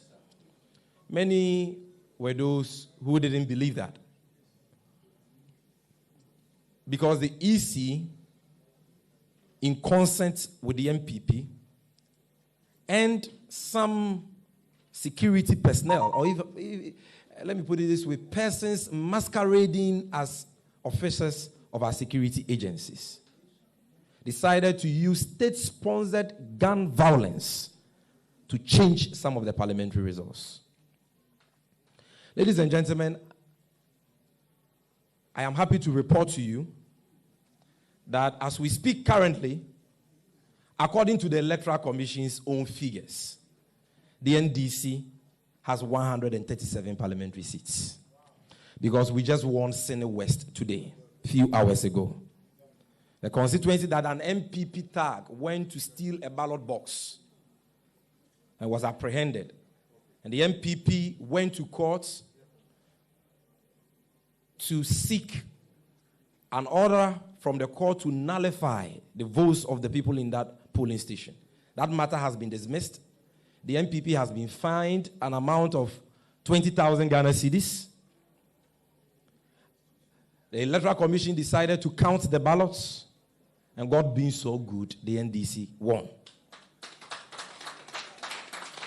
And friends from the media, in all these cases, ballot snatching, ballot stuffing, it all involves MPP people. So who is calling the MPP out?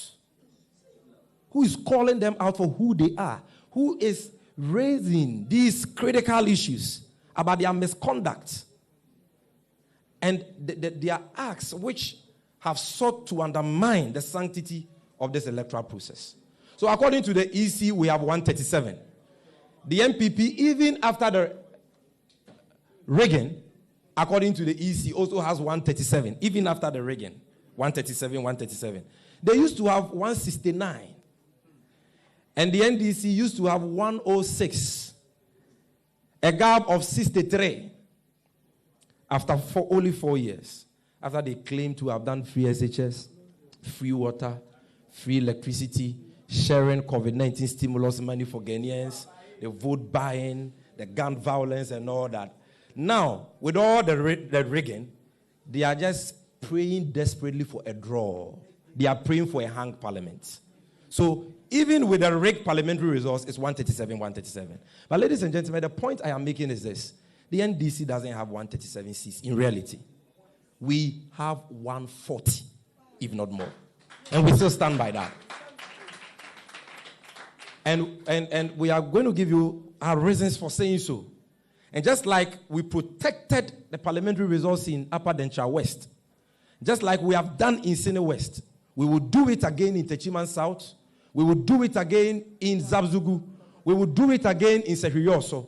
And very soon, our clear parliamentary majority will become manifest. Ladies and gentlemen, this 137 doesn't include Zabzugu. But it is very clear that the NDC won the Zabzugu parliamentary elections. After the results were collated and it was left with just 3 polling stations, it was clear that we were winning, we were leading. The 3 remaining polling stations had overvoting in the thousands, cases of overvoting in the thousands. So per electoral laws, those votes needed to be annulled and not added to the collated figures. So we raised a protest, it led to a stalemate, and on our blind side, whilst we were waiting for the Electoral Commission to do the right thing, the Electoral Commission, together with the MPPPC, some military or police officers, and a few other people, just about 6 people, went to a secret location and did a secret declaration. And that is the results the EC, Jim Mensah, has given the MPP. They have given the MPP Zabzugu on the basis of an illegal collation and declaration of results in a secret location, in a way never seen in the history of Ghana. And yet the media is still quoting 137. I'm not saying this to slight anybody, but I'm saying that we must begin to ask the EC some tough questions. How do you accept This declaration. Can we see the video of what happened in Zabzugu? Because I'm sure some people have not seen the Zabzugu one. We are dealing with the parliamentary results now. So, after the stalemate, when there was a stalemate, they went to a secret location. That's the EC officer. Increase the volume. Look at the no NDC agent or officer there. And they are directing the EC official to fill the pink sheet, write figures there. They have given him figures to write. There is no pink sheet in front of him. Look at this. This is Kwame Nkrumah's Ghana, a constitutional democracy. This is a secret location. So the MPP candidate is the one showing the EC official where to write. The MPP candidate is the one showing the EC official where to write.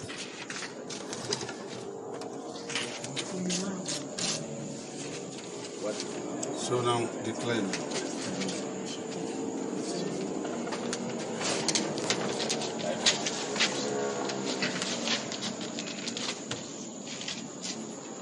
Can we have order in the auditorium? Just look at what is happening there. Look at the confidence of the EC officer speaking.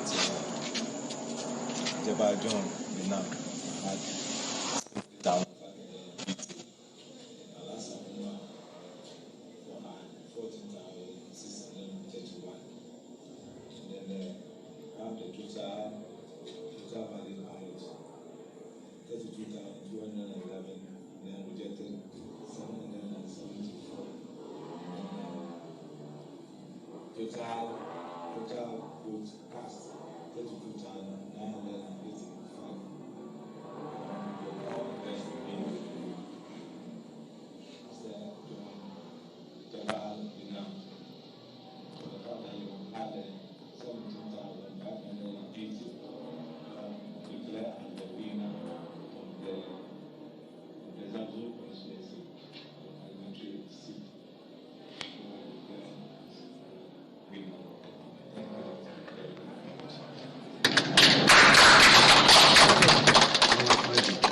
Ladies and gentlemen, this is one of the seats the EC has given the MPP as part of their 137.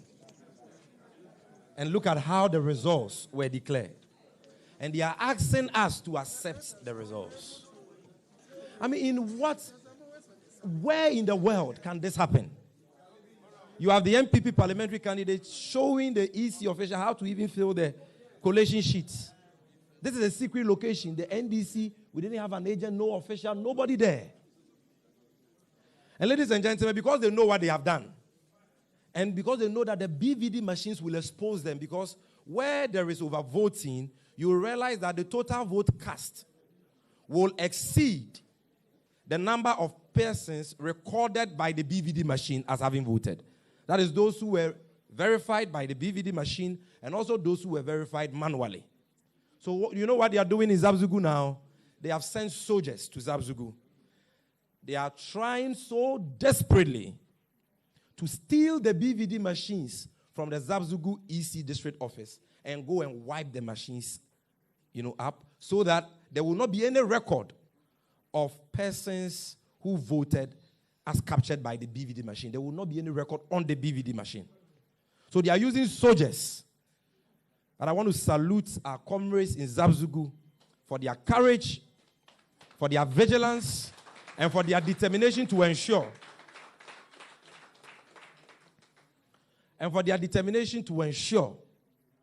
that their votes, their verdict is protected.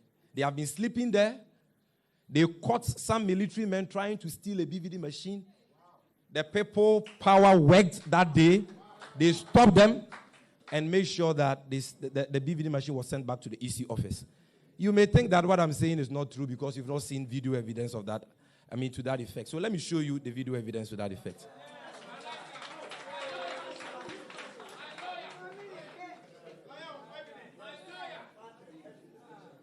Can we see the second video? This is Zabzugu. If we can have some volume. They caught them. The BVD was in the car. Bring the volume down small.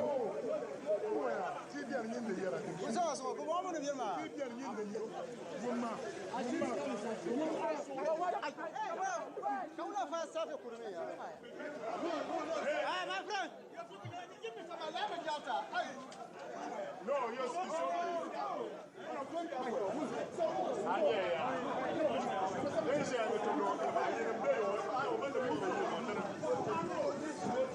You see soldiers there. Okay, because of time, we'll release a video to the media men here after the press conference. Why in town they were here that they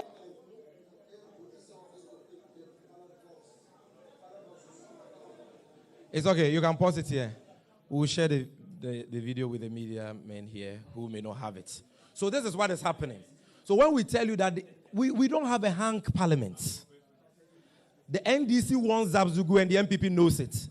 And that alone gives the NDC 138 and brings the MPP down to 136. Not just that, the MPP knows that we won a Sikado Ketan, where our parliamentary candidate, the hard-working Dr. Grace Ayensu, was not allowed to even enter the constituency coalition center by tax of Jogate, the MPP candidate in the area, who I'm told has served notice that he will be contesting for president. We won Sefi also, because in one polling station where the NDC won with a landslide victory, MPP tax destroyed the ballot papers in the ballot box, destroyed the pink sheets, and ensured that those votes were not added to the constituency collated figures. So in Sefi also, there was no collation, yet results have been declared. No collation. In Takwa, when the EC was doing their own Excel collation, the NDC won.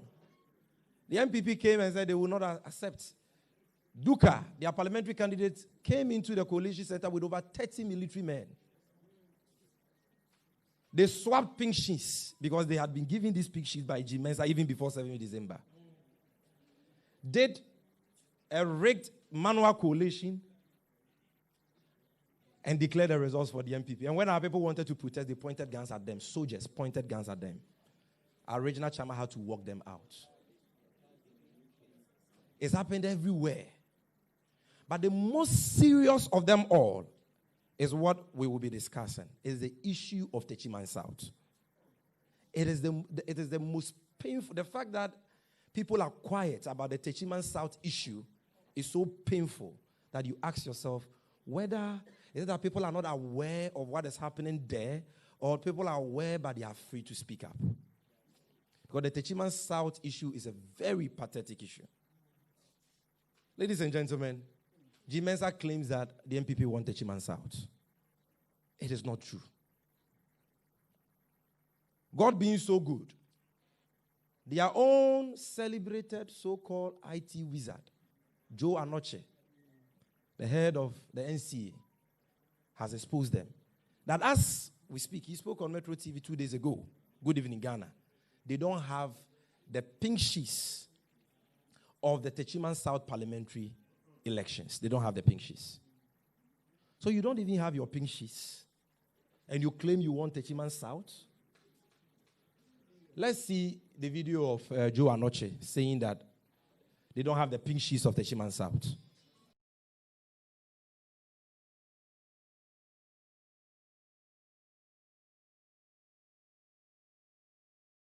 Let's see that video. He was the head of the MPP's IT collation system. Can we get some volume here? Presidential. Okay. And 46? Yes, 46. So President Mahama wins that. Wins that. Where's the parliamentary?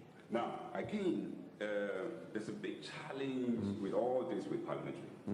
Because parliamentary are very local, right? And typically, the PCs manage that. The parliamentary candidate. Yes. So oftentimes it's difficult to get our parliamentary numbers. A good number of PhDs for the parliamentary analysis. So when the Electoral Commissioner said Techiman South is being disputed, is she talking about parliamentary or presidential, or we don't know? No, I believe that there is a police station also that they have issues. They have issues. Okay, yes. So these figures we have here, John Mahama has Techiman South. Yes. It's gone to him. Yes. Yes. Under your analysis. Yes. Okay. Yes. The MPP held a press conference recently. They talked about Bandai constituency. Okay. So it's very clear they have admitted that they don't have the Techiman South pink sheets for the parliamentary elections. Yet they claim they have won. Ladies and gentlemen, this is a constituency where no collation has taken place. I mean, this is a very important point that I will plead that you listen very carefully. There's not been any collation, yet the EC claims to have declared the results, or the EC claims that the MPP won and they have declared the result. There was no collation. And the media knows that there was no collation. The elections director for Techiman South is here, Bin Laden, and he's going to give us a summary of what happened at the Techiman South Coalition Center. But I want to make the point that there was no coalition, yet results have been declared. The MPP, our friends in the MPP don't have the pink sheets, yet they claim to have won. But thanks be to God, ladies and gentlemen, there are 265 polling stations in Techiman.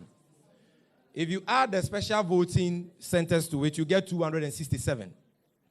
The National Democratic Congress, led by John Dramani Mahama, has all 267 polling station pink sheets. So we can say that we have won. So our elections director will come. We will show you the collated figures. Give me the pink sheets. Open the pink sheets. I want the media to see the pink sheets. Every bundle has 50 pink sheets. If you are not sure, after the press conference, you come to my office. You can come and take pictures of it. We'll show them to you. There's 50 from Techiman South. We have every pink sheet. Every pink sheet. Every pink sheet. So we can tell you that we have won Techiman South. And we have done the collation for Techiman South. The collation they failed to do. You didn't do collation, yet you have declared the results for the MPP. Now we come to your office and we say, okay, give us the results you declared. I'm sure you've all seen that video. And the returning officer says, I won't talk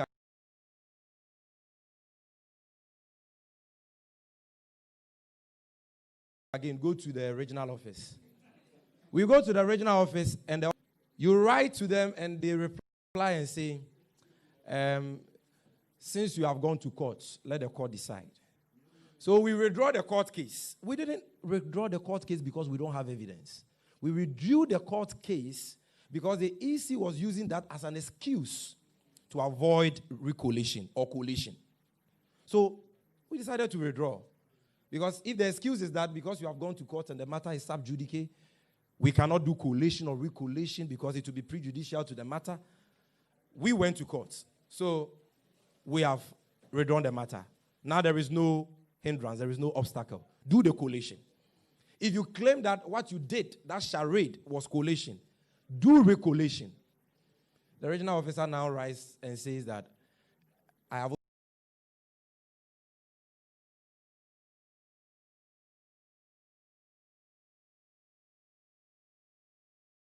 also forwarded it to national, so you have to go national.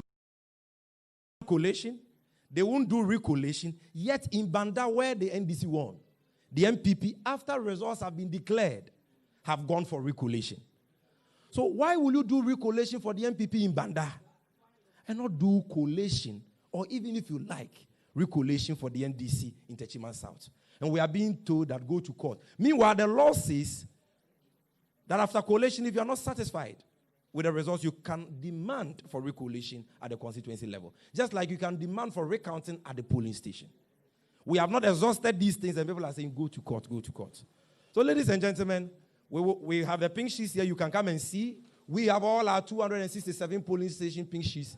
And the NDC won. And we are going to show you the results. And so let us welcome to the podium our able, dynamic, intelligent, knowledgeable elections director for Techiman South. You'll be very brief to give us a presentation on Techiman South, and then we will conclude today's press conference. Thank you very much. We are sorry for taking too much of your time, but I hope it is worth it.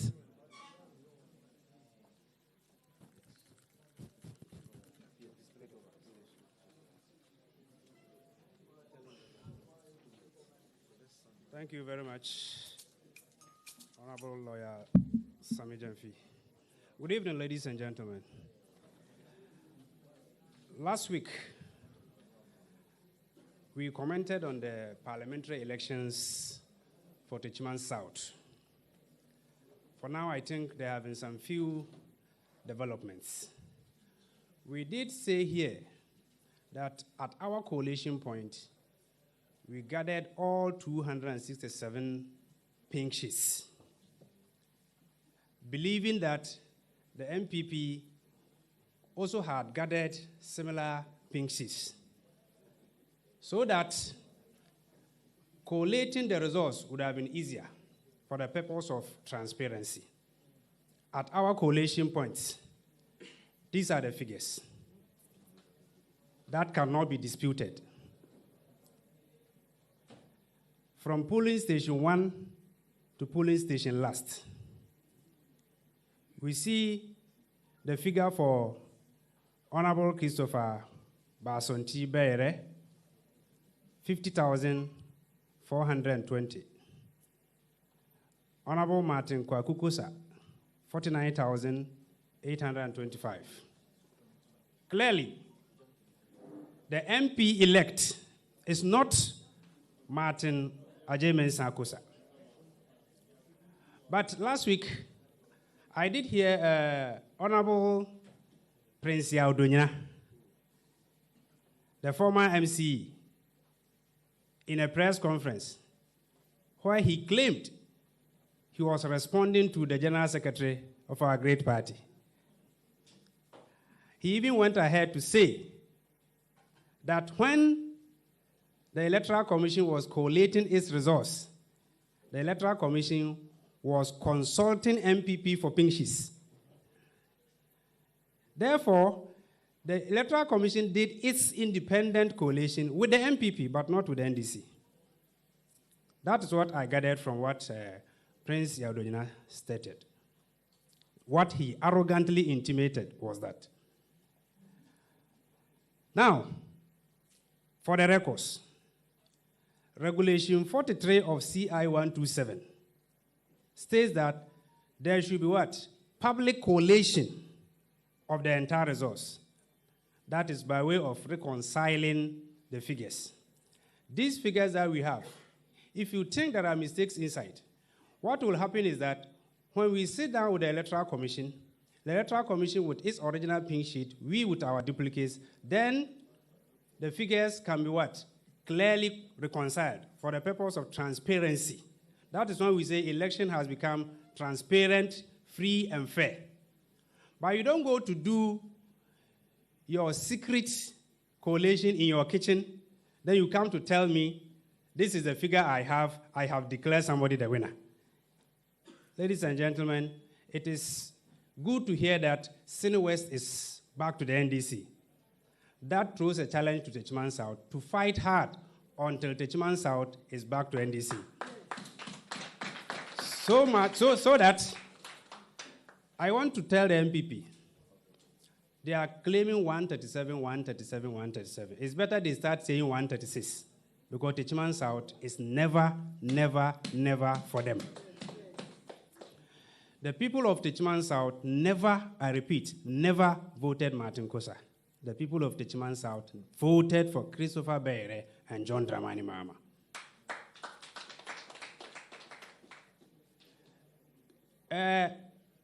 The Electoral Commission claimed through the return officer, Nana Jamna Frimpa, that they have done declaration. It is also clear here that you cannot do declaration when you haven't collated.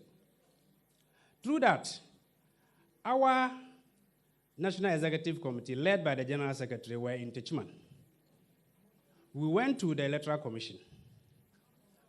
The return officer, Nana Jamna Frimpa, we were with him, asking him at least, when you claim you have done declaration, by the law, you are supposed to provide the parties with copies of statement of pool or the results declaration, the summary sheet. Parties are supposed to have copies. The NDC was not given a copy. This morning, on Moonlight FM Sunyani, the MPP Communication Director, Wan Fosu, when he was questioned, do you have the copy of the summary sheet? If you claim the results have been declared for you, he said, as for the summary sheet here, say, ye police agency in the He doesn't know the difference between results declaration sheet at the polling station and the summary sheet at the collation center. So I saw that there was no need arguing with him. Ladies and gentlemen, the Techiman South seat. Let me continue this way. Having realized that Nana Jamana Frimpa did not have anything reasonable to tell the NDC, we moved to the regional office. According to the regional director, Electoral Commission, Mr. Gabriel Deyabwa, when declaration is done, you are supposed to furnish the regional office with a copy and the national office. Then again, copies given to the political parties, you are supposed to give same to the regional office. But he doesn't know why such copies have not come to the region. So declaration, properly so-called, has not been done, as far as I'm concerned. Even apart from that, where there is no coalition, declaration cannot be lawful. That is true. Where there is no coalition, declaration cannot be lawful. Now, realizing that Nana Jamana Frimpa was playing hide and seek with us, after the regional office, Nana Jamana Frimpa claimed that you have taken the commission to court, or you have taken the return officer to court, so I cannot speak to you again. Like the Honorable Communication Officer said, we withdrew the matter. Now petitioning the Electoral Commission administratively so that they can do the collation for us, and subsequently declaring the results. If you go to the Electoral Commission now, the place is locked. You only find police officers. If you go to the regional office, you won't find them. They have all run out and they are into hiding. So that is where the Techiman South is standing as at now. But we are dealing with the commission. They can run, but they cannot hide. And so the NDC will look for them, and we will apply every means possible such that the sovereign will of the people will not be subverted. In fact, the Techiman South, I repeat, did not vote for MPP. They voted NDC.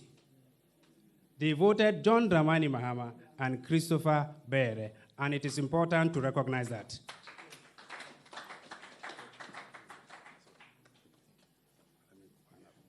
So, ladies and gentlemen, fellow Akatamansonians, the NDC Techiman South is assuring you that we will fight and fight and fight until there is no energy to fight again, and Techiman South must come back to NDC. Thank you very much. Thank you very much. So we will share these results with you. We have all the 267 pink sheets. We've done our collation. We've given you the figures. The NDC has won. The reason why the EC doesn't want to do collation is because they know the MPP has lost. The reason why they are refusing to do recollation, even though they have done recollation for other constituencies, is because they know the MPP has lost. And so we are counting on the media and Voices of Conscience, the Peace Council, our religious and traditional leaders to intervene in this matter. To the returning officer in the EC regional offices, how long will you continue to run? How long will you continue to keep your offices shut? How long will you continue, or can you continue to be in hiding? Why don't you do the right things and be free? Today you can't sit in your own offices. And even to the MPP parliamentary candidates who know they have lost, like the MPP parliamentary candidate in Zabzugu and Techiman South, why are you deceiving yourself? If the people who have not chosen you, why are you imposing yourself? Through this rigging, 3 lives have been lost in Techiman South. And you want to be an MP when blood has been shed, and when you know in your heart of hearts that you lost, how are you going to govern? How are you going to lead? So for the sake of the peace and stability of this country, we are calling on the district EC officer and the regional EC officer, who is a man of integrity, to do the right thing. If you allowed the MPP, or you granted the MPP's application for recollation in Banda, and after recollation, the NDC still won, then allow us to do collation in Techiman South. Even if you think that what you did was collation, let us do recollation. The law gives us that right. And let's see who has won. Now, ironically, ladies and gentlemen of the media, you realize that in the case of Banda, the MPP has held a press conference, one in Accra, addressed by their general secretary, and one in Bono, addressed by their lousy regional chairman, Abronye. And in both press conferences, they said that the results declared by the EC are fraudulent. As for Banda, the results are fraudulent. They have gone for recollation, they've lost. And they are insisting that they will go to courts. So you have the right to hold press conferences and describe declared results as fraudulent. But we don't have the right to do so because you are more human than us. So, ladies and gentlemen of the media, to summarize our position on the parliamentary election results, what we are saying is simple and short. The NDC won a clear parliamentary majority. We won 140 seats. We will not allow the MPP to steal Esika Doketan, Sefirioso, and Takwan Suayem. And above all, we will never, ever allow the MPP to keep Zabzugu and Techiman South. Because they lost and they know they lost. And so, together with the presidential results, which are all fraudulent, we have rejected these results. Going to court is one legal option available to us. The party will take a decision on that at the end of our audit. It is not for me to announce that. But the other legal options we have are, one, to exercise our freedom of expression by explaining our case to you, and two, by protesting on the streets of Ghana, so that Ghanaians and the world will know what has happened. Because a lot of people don't know what has happened in these elections. And ladies and gentlemen, if for nothing at all, that brings me to my last point. Even if, assuming without admitting, that the NDC had no evidence of electoral fraud, we've demonstrated to you that we have loads and loads of evidence of electoral fraud. But assuming, without admitting, that we have no evidence of electoral fraud, ladies and gentlemen, the killing and the maiming of our supporters alone would have sufficed as sufficient justification for us to reject the presidential results and those parliamentary results in dispute. J.J. Rawlings won elections twice in Ghana. Atamels won elections. John Mahama won elections. President Kufuor was elected twice, in 2000 and 2004. Not a fly was killed by any military man. We never saw soldiers with AK-47s and other sophisticated weapons in constituency coalition centers under Kufuor. We never saw that. And for the first time in the history of this young democracy, we saw armed military men in constituency coalition centers aiding the MPP to change results.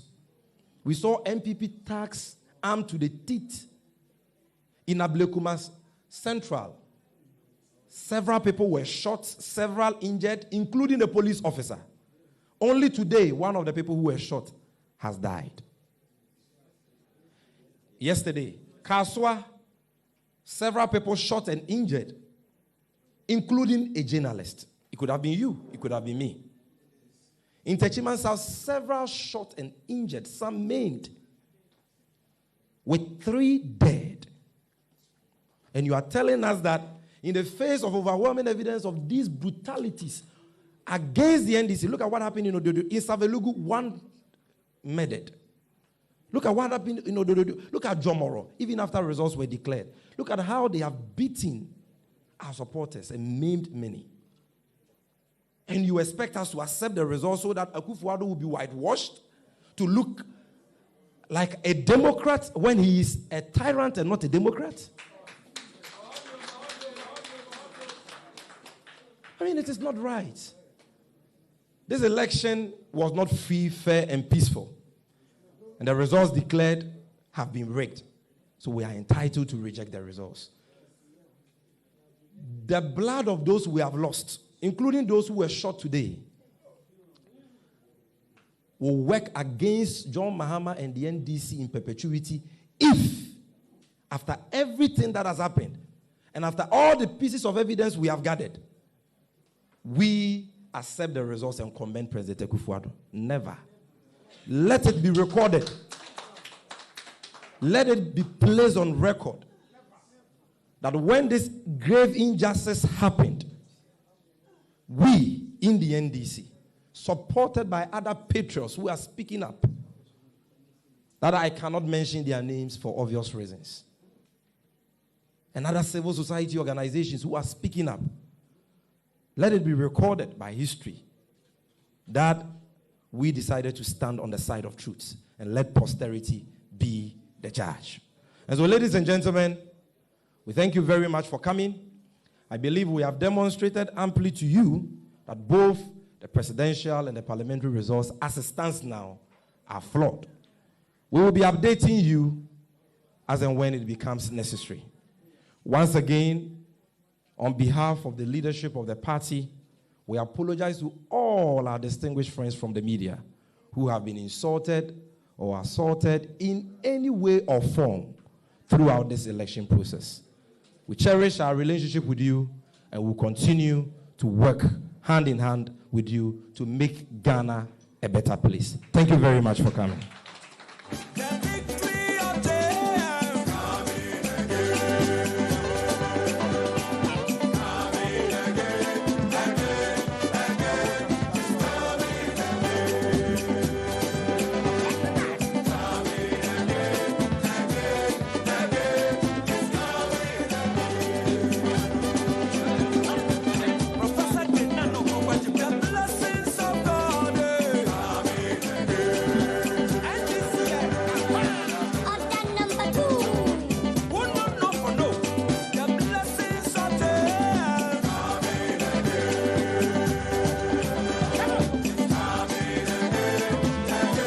Hello.